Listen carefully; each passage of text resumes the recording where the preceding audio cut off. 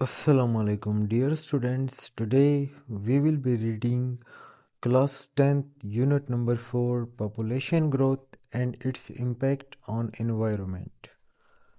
इसको इसके एक्सरसाइज को करने से पहले हम इसके जो है ना कुछ इम्पोर्टेंट सिनोनिम्स एंटोनिम्स करते हैं, उसके बाद जो है ना फिर एक्सरसाइज करेंगे। ओके, वोकेबलरी को देखते हैं ज़रा। हाँ, पहला वर्ड है हमारे पास पॉपुलेशन। पॉपुलेशन का मतलब होता है आबादी। इसके जो सिनोनिम्स होंगे क्या होंगे? इनहेबिटेंट्स, रेजिडेंट्स, ठीक है, यानी रहने वाले या बाशिंदे जिसको कहते हैं, ठीक है। एंटोनिम्स क्या होंगे? माइनॉरिटी या डीपॉपुलेशन, ठीक है। ओके, दूसरा है हमारे पास इन्वायरमेंट। इन्वायरमेंट का मतलब होता है माहौल। इसका जो सिनोनिम होगा वो होगा सराउंडिंग्स या इकोसिस्टम। एंटोनिम जो है इसका वो होगा पोल्यूशन या डिग्रेडेशन। तीसरा है हमारे पास रिसोर्सेज। रिसोर्सेज का मतलब होता है वसाइल। इसके जो सिनोनिम्स होंगे वो क्या होंगे? एसेट्स और सप्लाईज, ठीक है। एंटोनिम्स जो है ना इसके वेस्ट और डिफिशियंसी यानी कि कमी। अच्छा, चौथा नंबर है हमारे पास वेस्ट। वेस्ट का मतलब होता है कचरा या ज़ाया मवाद। इसके जो सिनोनिम होंगे वो गार्बेज, ट्रैश, रिफ्यूज़। एंटोनिम्स यानी उसके अपोजिट क्या होंगे? रीयूज, रिसोर्स, ठीक है। पांचवा है हमारे पास कंजम्पशन। कंजम्पशन का मतलब होता है इस्तेमाल। इसके जो सिनोनिम्स है वो क्या होंगे? Usage, utilisation. इन दोनों का मतलब भी खर्च करना या इस्तेमाल होता है, ठीक है। एंटोनिम जो है इसका वो है कंजर्वेशन, सेविंग यानी बचाओ। नेक्स्ट वर्ड है हमारे पास और पॉपुलेशन। और पॉपुलेशन का मतलब होता है ज़्यादा आबादी। सिनोनिम्स क्या होंगे? Crowding, congestion. एंटोनिम्स जो हैंगे वो है उसके वो क्या होंगे? Under population. ओके, नेक्स्ट है हमारे पास डिफोरेस्टेशन। डिफोरेस्टेशन का मतलब होता है जंगलात की कटाई। सिनोनिम्स क्या होंगे इसके? फॉरेस्ट क्लियरिंग या लॉगिंग, ठीक है। लॉगिंग या फॉरेस्ट क्लियरिंग, इस दोनों को क्या कहते हैं? डिफोरेस्टेशन, ठीक है। इसके सिनोनिम्स है। एंटोनिम्स जो है इसका वो क्या होगा? एफोरेस्टेशन और प्लांटेशन, ठीक है। यानी एफोरेस्टेशन का मतलब होता है प्लांटेशन यानी जब आप पौधों को लगाते हैं। डिफोरेस्टेशन पौधों को काटना, जंगलात को काटना। प्लांटेशन मीन्स जंगलात को लगाना। अगला है हमारे पास अर्बनाइजेशन। अर्बनाइजेशन का मतलब होता है शहरीकारी। यानी इसके सिनोनिम्स क्या होंगे? City development, town expansion. यानी जब कस्बा बड़ा हो जाता है तो उससे क्या बन जाता है? सिटी बन जाता है। तो शहर जब बनते हैं तो उसको हम क्या कहते हैं? अर्बनाइजेशन। नेक्स्ट है हमारे पास इंडस्ट्रियलाइजेशन। इंडस्ट्रियलाइजेशन का मतलब होता है सनतकारी। यानी जब आप इंडस्ट्रीज, फैक्ट्रीज वगैरह लगाते हो तो सिनोनिम्स क्या होंगे? मैकेनाइजेशन और फैक्ट्री ग्रोथ। ओके, एंटोनिम्स क्या होंगे इसके? डी इंडस्ट्रियलाइजेशन, ठीक है। अगला है हमारे पास पोल्यूटेंट्स। पोल्यूटेंट्स का मतलब होता है आलूदा करने वाले मवाद। सिनोनिम्स क्या होंगे? कॉन्टेमिनेंट्स और टॉक्सिन्स। एंटोनिम्स जो है प्योरीफायर्स और क्लीन एजेंट्स। ये इसके क्या होंगे? एंटोनिम्स होंगे। Okay, biodiversity. बायोडाइवर्सिटी मीन्स हयातियाती तनों। यानी जो ज़िंदगी के जो अक़साम होते हैं उसको हम बायोडाइवर्सिटी कहते हैं, ठीक है। हयातियाती तनों, ठीक है। सिनोनिम्स इसके क्या होंगे? वैरायटी ऑफ लाइफ और इकोलॉजिकल डाइवर्सिटी। एंटोनिम्स क्या होंगे? मोनोकल्चर और यूनिफॉर्मिटी, ठीक है। ओके, ट्वेल्थ है हमारे पास हैबिटाट। हैबिटाट का मतलब होता है मस्कन, ठीक है, या रहने की जगह। सिनोनिम्स क्या होंगे? Natural Holmes, environment. एंटोनिम्स जो है इसके वो है डिस्प्लेसमेंट, एग्जाइल, ठीक है। ये जब आप किसी को निकाल देते हो किसी जगह से उसको हम एग्जाइल कहते हैं। 13 है हमारे पास अफ्लुएंट। अफ्लुएंट का मतलब होता है मालदार, जिसके पास पैसे हो, अमीर, ठीक है। सिनोनिम्स क्या होंगे इसके? Wealthy, rich. एंटोनिम्स क्या होंगे? Poor, needy. इस पे एसएसटी जनरल में कि एमसीक्यूज आया था। द एफ्लुएंट का जो है ना वो लिखा था, फिर आपसे पूछा गया था कि एफ्लुएंट का सिनोनिम क्या है, ठीक है। तो उसमें एक ऑप्शन आपके पास मौजूद था, वेल्थ का या वेल्दी का ऑप्शन मौजूद था, जो कि इससे रिलेटेड था। अच्छा, अफ्लुएंट के जो सिनो एंटोनिम्स है वो है पुअर यानी गरीब, नीडी ज़रूरतमंद। माइग्रेशन, माइग्रेशन मीन्स हिजरत करना। सिनोनिम्स क्या होंगे? रीलोकेशन यानी जगह तब्दील करना, मूवमेंट, एक जगह से दूसरी जगह हरकत करना, ठीक है। एंटोनिम्स क्या होंगे? स्टे या सेटलमेंट। माइग्रेशन का अपोजिट क्या है? स्टे, कयाम करना, या सेटलमेंट, सेटलमेंट करना चाहिए यानी कहीं पे घर बनाना, अपने लिए जगह बनाना। ओके, 15 नंबर है हमारे पास एंथ्रोपोसेन्स। एंथ्रोपोसीन, एंथ्रोपोसीन का मतलब होता है इंसानी दौर, ठीक है। सिनोनिम्स क्या है? ह्यूमन डोमिनेटेड एपोच, ठीक है। एंटोनिम्स क्या होंगे? प्री ह्यूमन एपोच, ठीक है। ओके, नेक्स्ट है हमारे पास कैटास्ट्रॉफी। कैटास्ट्रॉफी का मतलब होता है तबाही या आफत। सिनोनिम्स जो है इसके डिसास्टर, कैलेमिटी। एंटोनिम्स क्या होंगे? मिरेकल या ब्लेसिंग। पोल्यूशन, पोल्यूशन मीन्स आलूदगी। सिनोनिम्स क्या होंगे? कंटेमिनेशन और डर्टीनेस। एंटोनिम्स क्या होंगे? प्योरिटी और क्लीनलीनेस। ओके, अगर है हमारे पास रेंचेस। रेंचेस का मतलब होता है फार्म या मवेशियों की चरागाह, जहाँ पे आप जानवरों को यानी उनको चराते हैं, ठीक है। सिनोनिम्स क्या होंगे? Farms, estates. एंटोनिम्स होंगे अर्बन एरिया और सिटी, ठीक है। 20th है हमारे पास गार्बेज माउंड। गार्बेज माउंड का मतलब होता है कचरे का ढेर। सिनोनिम्स क्या होंगे? Trash heap, rubbish pile. Heap कहते हैं यानी एक जो वो बन जाता है जब आप कहीं पे कचरा पहनते हो तो वहाँ पे पूरा का पूरा एक वो बन जाता है, तो उसको हम क्या कहते हैं? हीप, ढेर, ढेर को कहते हैं, ठीक है। एंटोनिम्स क्या होंगे? Clean area, land feel free zone. अच्छा, आगे है हमारे पास पास्चर। पास्चर का मतलब होता है चरागाह यानी घास का मैदान। सिनोनिम्स क्या होंगे? ग्रेजिंग लैंड, वो लैंड जहाँ पे आप चरागाह यानी जानवरों को चरागाह चरा करते हो, ठीक है। ओके, दूसरा जो इसका सिनोनिम हो सकता है पास्चर यानी चरागाह का या घास के मैदान का, वो है मीडो, ठीक है। एंटोनिम्स यानी इसके जो अपोजिट होंगे वो क्या होगा? डेजर्ट और वेस्टलैंड, ठीक है। ओके, नेक्स्ट जो हमारे पास वर्ड है green house gases. Green house gases वो गैसेस होते हैं जो माहौल को क्या करते हैं? ख़राब करते हैं, ओजोन लेयर को डिस्ट्रॉय करते हैं, ठीक है। उसको हम ग्रीन हाउस गैसेस कहते हैं। सिनोनिम्स क्या होंगे इसमें? कार्बन इमिशन हो गया, क्लाइमेट गैसेस हो गए, ठीक है। एंटोनिम्स क्या होंगे? ऑक्सीजन, क्लीन एयर, ठीक है। तो ग्रीन हाउस गैसेस जो होते हैं वो चूँकि डेंजरस होते हैं, पॉइजनस होते हैं, तो इसका जो अपोजिट होगा ना वो ऑक्सीजन चूँकि प्योर होता है वो सेहत के लिए अच्छा होता है। क्लीन एयर ये भी सेहत के लिए क्या अच्छा होता है, ठीक है।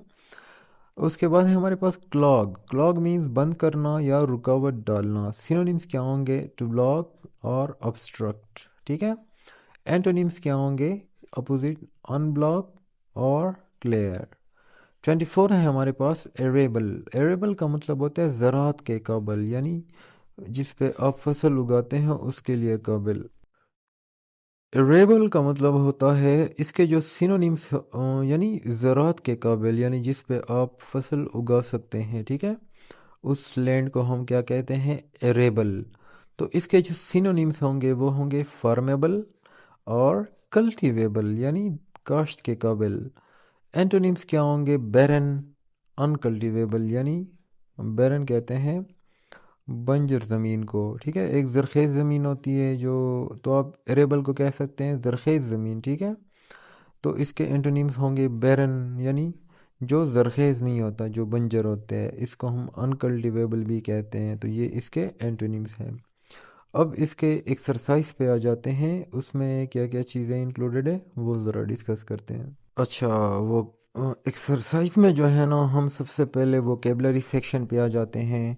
इसको आपने लाजमी नोट करना है और इसमें से गो थ्रू करना है। जितने भी यूनिट्स है इसमें, ये जो वोकेबलरी वाला पोर्शन होता है एक्सरसाइज में, इससे आप गो थ्रू करें। इनमें से एमसीक्यूज आते हैं, ठीक है। पहला हमारे पास वर्ड है विविड। विविड का मतलब होता है वाज़े, ठीक है, ब्राइट, क्लियर, ठीक है। ये हमारे पास क्या है, ये एक एजेक्टिव है, ठीक है। अच्छा, दूसरा है हमारे पास ड्वेल। ड्वेल्व का मतलब होता है रहना या बसना, ये वर्ब है। हाँ, जो नेक्स्ट वर्ड है हमारे पास वो है डिटेरियोरेटेड। डिटेरियोरेटेड का मतलब होता है ख़राब होना, ठीक है, ये भी एक वर्ब है, ठीक है। मज़ीद ख़राब होना, टू मेक समथिंग वर्स, ठीक है। ओके, पॉस्चर का मतलब होता है चरागाह, ये एक नाउन है, ठीक है, जगह का नाम है, ठीक है। लॉगिंग का मतलब होता है लकड़ी काटना, ये नाउन भी हो सकता है, वर्ब भी हो सकता है, ठीक है। माइग्रेट का मतलब होता है हिजरत करना, सॉरी, माइग्रेशन। माइग्रेशन जो है ना, इसका मतलब होता है हिजरत करना, ये एक नाउन है। जबकि अगर आप इससे माइग्रेट बना लेते हो तो माइग्रेट क्या बन जाता है, वर्ब बन जाता है। नेक्स्ट जो हमारे पास वर्ड है वो ग्रामर का टॉपिक है और वो है टेंसेस, ठीक है। Rewrite the following sentences using the tense identified in the bracket, indicated in the bracket, यानी कि इन सेंटेंसेस को आप दोबारा लिखें, यानी कन्वर्ट करें इस सेंटेंसेस को। इसका मतलब है कि इन सेंटेंसेस को आप क्या करें, तब्दील करें। ब्रैकेट में जो आपको इंस्ट्रक्शंस दी गई है हर सेंटेंस के आगे, उसमें उस टेंस में आपने कन्वर्ट करना है। जिस तरह पहला सेंटेंस है हमारे पास, he will do his work with diligence, ठीक है। तो यहाँ पे अगर हम देखते हैं, इसको हमने सिंपल फ्यूचर में कन्वर्ट करना है। सिंपल फ्यूचर में विल लगता है या शेल लगता है और वर्ब की फर्स्ट फॉर्म लगती है, तो इसका क्या बन जाएगा, सॉरी, सिंपल प्रेजेंट में इसको कन्वर्ट करना है। सिंपल प्रेजेंट में डू या डज लगता है, तो ही के साथ क्या लगेगा, ही डज, ठीक है। He does his work with diligence, ठीक है। सेकेंड है हमारे पास, आई फॉलोड हिज इंस्ट्रक्शंस। इसको सिंपल फ्यूचर में कन्वर्ट करो। ये इसका सिंपल फ्यूचर कैसे बनेगा, फ्यूचर सिंपल में हमारे पास विल होता है या शेल होता है, उसके बाद वर्ब की फर्स्ट फॉर्म होती है, ठीक है। तो ये क्या बनेगा, I will follow his instructions, ठीक है। थर्ड नंबर है हमारे पास, दैट विल बी इंटरेस्टिंग, ठीक है। इसको आपने क्या करना है, प्रेजेंट कंटिन्यूअस में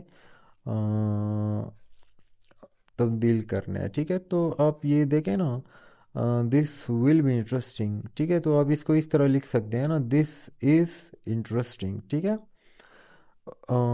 या दैट इज़ इंटरेस्टिंग, ठीक है। ओके, फोर्थ नंबर देखते हैं, I will not allow this to happen. इसको आप सिंपल पास्ट में कन्वर्ट करें, कैसे कन्वर्ट करेंगे, I would not allow this to happen. Okay, next number है हमारे पास, I will not allow this to happen, ठीक है। इसको आप सिंपल पास्ट में कन्वर्ट करें। सिंपल पास्ट में जब भी नेगेटिव सेंटेंस हो तो उसमें डिड नॉट लगता है सब्जेक्ट के बाद, ठीक है। आई डिड नॉट अलाउ, ठीक है, और उसके बाद वर्ब की फर्स्ट फॉर्म लगती है, तो I didn't allow this to happen, ठीक है। अगला है हमारे पास, ही वर्क वेरी हार्ड। इसको आपने फ्यूचर कंटिन्यूअस में कन्वर्ट करना है, he was working very hard, ठीक है। सिक्स नंबर है हमारे पास, I will never raise any demand. Okay, इसको आपने प्रेजेंट परफेक्ट में कन्वर्ट करना है। तो कैसे कन्वर्ट होगा, प्रेजेंट परफेक्ट में हैज़ और हैव के बाद वर्ब की थर्ड फॉर्म लगती है, ठीक है। तो आई लगा दो, उसके बाद हैज़ या हैव लगा दो, I have never raised any demand, ठीक है। अच्छा, उसके बाद है हमारे पास, he is crying at the top of his voice. Past perfect में कन्वर्ट करो, he had been crying at the top of his voice, ठीक है। ओके, नेक्स्ट नंबर है हमारे पास आठवां, we buy vegetables from the market. Present perfect में convert करो, we have bought vegetables from the market. ठीक है। अच्छा, fill in the correct form of the verb.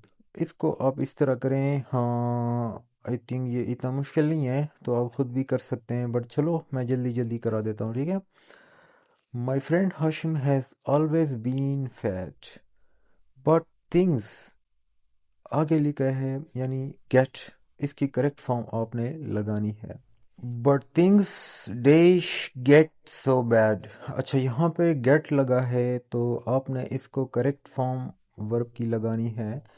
तो यहाँ पे बनेगा ना, things have gotten so bad recently that he decided to go on a diet. He began, begin से क्या बन जाएगा, बिगेन, यानी क्योंकि पास्ट में है। ठीक है। ही begin his diet a week ago. First of all, he wrote, right से क्या बन जाएगा, रॉड बन जाएगा, क्योंकि पास्ट उसमें लिखा है। ठीक है। He wrote out a long list of all the food items which were forbidden.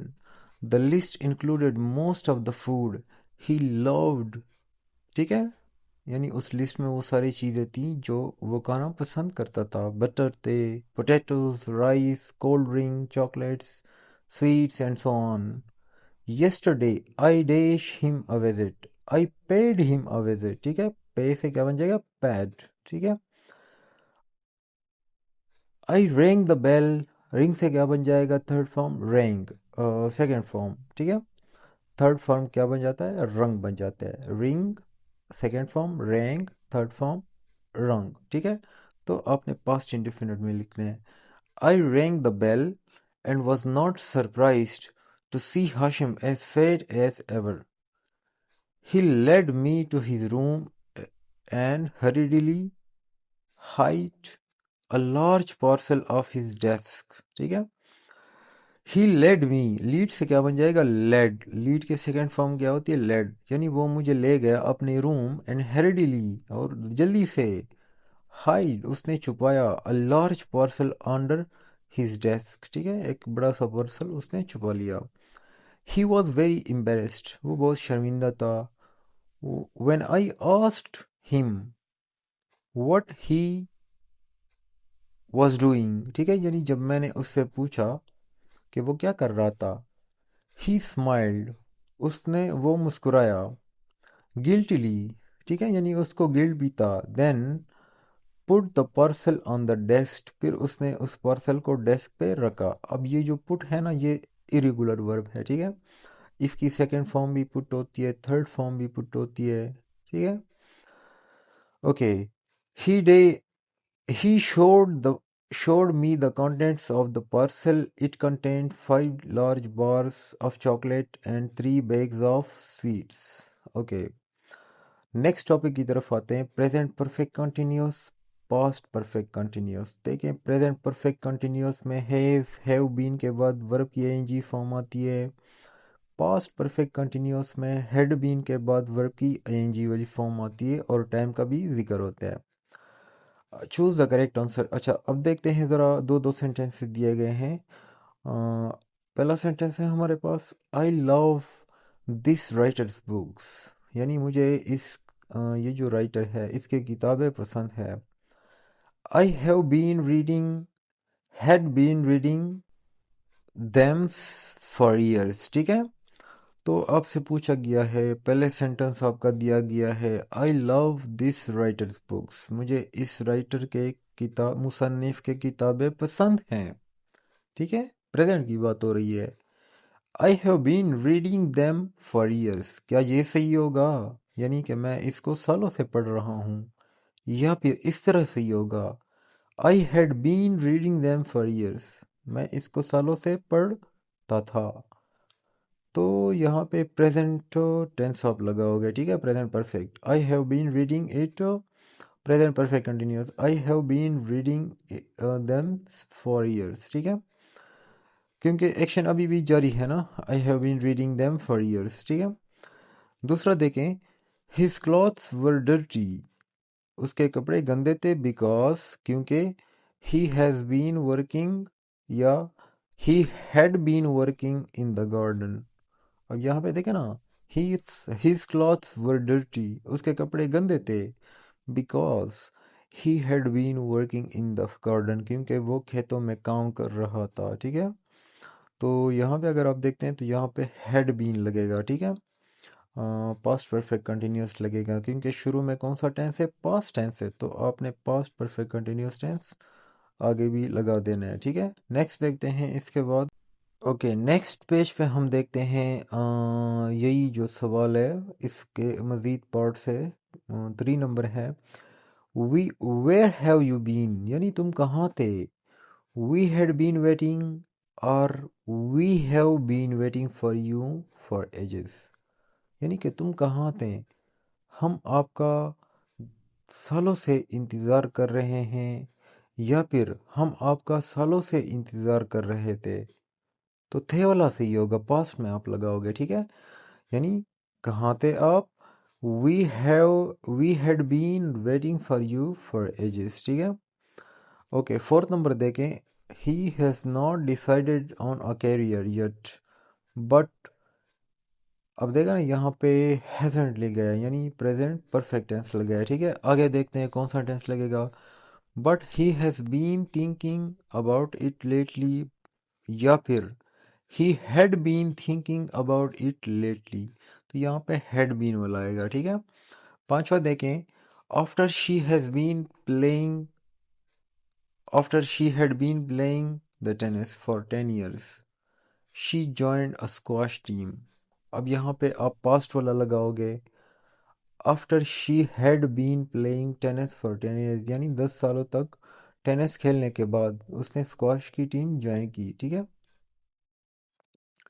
okay, complete the sentences with the correct form of the verb in brackets. Use the present perfect continuous or the past perfect continuous. ठीक है। अच्छा, पहला देखते हैं, no Nabeel has never had an accident and he had been driving for years। ठीक है, had been driving for years, sorry has been driving for years। Nabeel ने यानी कभी भी एक्सीडेंट नहीं किया और वो सालों से ड्राइविंग कर रहा है। he has been driving for n years। ठीक है, ओके, सेकंड नंबर देखते हैं, she had no idea it was so late, यानी उसको कोई आइडिया नहीं था कि इतना लेट हो गया था। Because she dash the time. ठीक है, because she had not been watching the time. ठीक है, ओके, तीसरा देखते हैं, डैश लगा है, यू लगा है, टेक लगा है यूर मेडिसिन रेगुलरली, तो यहाँ पे आप क्या लगाएंगे, have you been taking your medicine regularly. ठीक है, इस तरह ही सही बनेगा, मिस्टर समी, यस डॉक्टर। ठीक है, नेक्स्ट है हमारे पास, they eventually found the day after they looked for it all night. ठीक है, दे सॉरी डे नहीं है, डॉग है, they eventually found the dog after they looked for it all night, यानी सारी रात उसको तलाश करने के बाद आखिरकार उसको कुत्ता मिल गया। 5वां है हमारे पास, how long dash your father dash, आगे वर्क लिखा है for the company when he retired. अब यहाँ पे लिखा है, how long have your father been working for the company when he retired.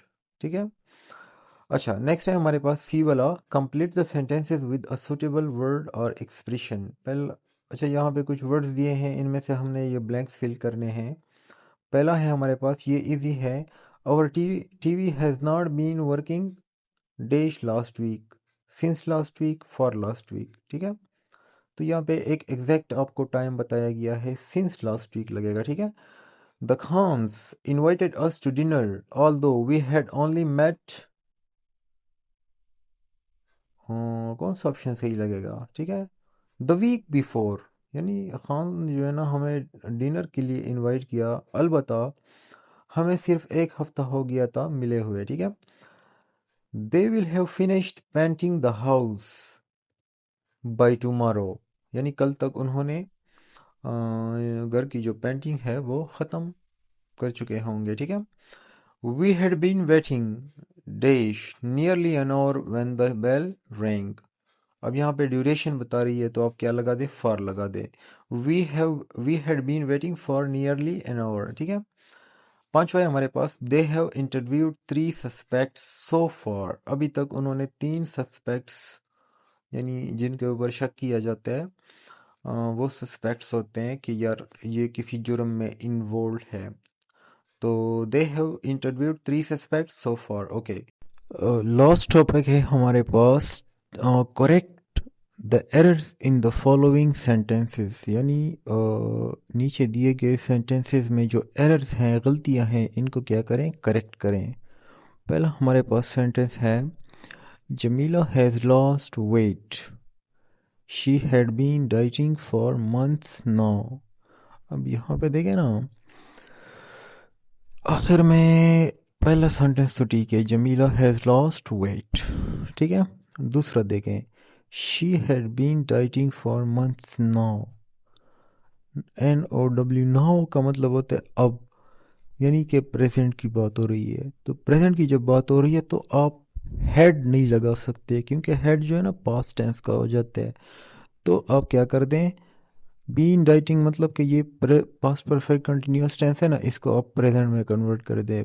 She has been dieting for months now, ठीक है।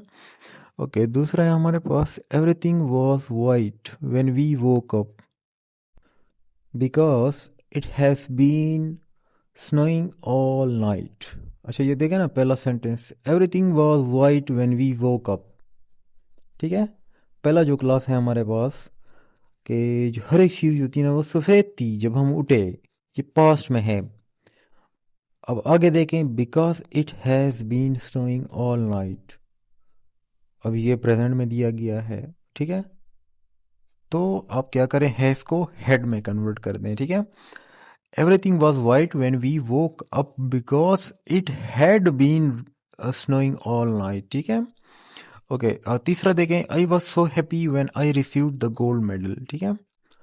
फिर दूसरा है, I has been working hard for years, ठीक है। अब यहाँ पे देखिए, आई वॉज सो हैप्पी, ये पास्ट में है तो आगे वाला जो है वो भी पास्ट परफेक्ट कंटिन्यूअस में होगा। हैज़ को हेड में कन्वर्ट कर दो, आई हैड बीन, ठीक है। ओके, चौथा है हमारे पास, the upcoming test is making me nervous, ठीक है। I had been preparing all the evening. अब यहाँ पे देखिए ना, the upcoming test is making me nervous, ये प्रेजेंट कंटिन्यूअस टेंस है तो आगे भी प्रेजेंट टेंस होगा। I had been preparing for it all evening, ठीक है। यानी कि मेरा टेस्ट जो है ना आने वाला है, उससे मुझे बहुत नर्वस बना दिया है। तो आप क्या करेंगे, उसकी तैयारी आप पहले कर रहे थे, अभी भी करेंगे और जारी रखेंगे ना। तो पास्ट टेंस तो आप इस्तेमाल नहीं कर सकते, तो मतलब कि प्रेजेंट परफेक्ट कंटिन्यूअस टेंस इस्तेमाल होगा। और प्रेजेंट में जो है ना आप हेड नहीं लगाते हो, तो यहाँ पे हेड को हटा दो, हैज़ लगा दो, ठीक है। नेक्स्ट है हमारे पास, we have been writing since nearly an hour when the bell rang. अच्छा यहाँ पे देखे, व्हेन द बेल रैंग, यहाँ पे जो है ना ये पास्ट में है तो आप क्या कर दें, पहला वाला जो है ये प्रेजेंट परफेक्ट कंटिन्यूअस है, इसको आप कन्वर्ट कर दें पास्ट परफेक्ट कंटिन्यूअस में, तो क्या बन जाएगा, वी हैड बीन राइटिंग। अब सिंस जो है ना ये यहाँ पे इस्तेमाल नहीं होगा, ठीक है, यहाँ पे फॉर इस्तेमाल होगा क्योंकि ड्यूरेशन ऑफ टाइम बता रहे हैं ना। We had been writing nearly for nearly an hour when the bell rang, ठीक है।